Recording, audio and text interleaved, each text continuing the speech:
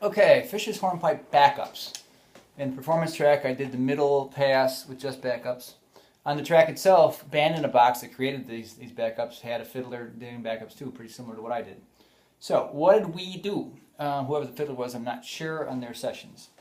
So, you got to know a little bit about the chords. This song only has 3 of them. So if you can memorize the arpeggios of the chords, we already worked on that if you learned the melody. You got a little bit of that knowledge going in there. D's is D's, F sharps, and A's. G is G, B's, and D's. A is A, C sharp, and E's. You should memorize those 3. Make flashcards, whatever you got to do. Get them to the point where you can do them in your sleep. And know them all with the fiddle. All right? But now, the easy part is you don't have to think so hard. Just know a couple tricks and you're on your way. So as far as backups, when you don't want to be just playing the melody over and over and over and over, that's boring for the band.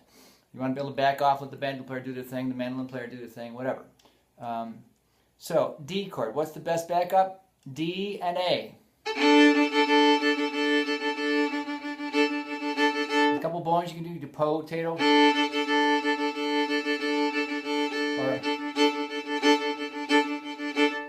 the train thing with the 1 and 2 and 3 and 4 and 1. That works. Those 2 things work.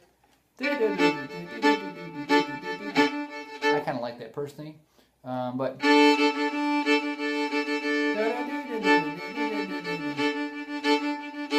went back to my old thing, so I kind of like the straight A's personally. So if you hit a D chord, D and A works. Now notice in the 3rd beat, you got a different chord already, G chord. So G's, B's, and D's. Without hardly blinking, all you got to do is add your first finger to the A string with open D. Let the bass player worry about the G, all right? And the guitar player. So D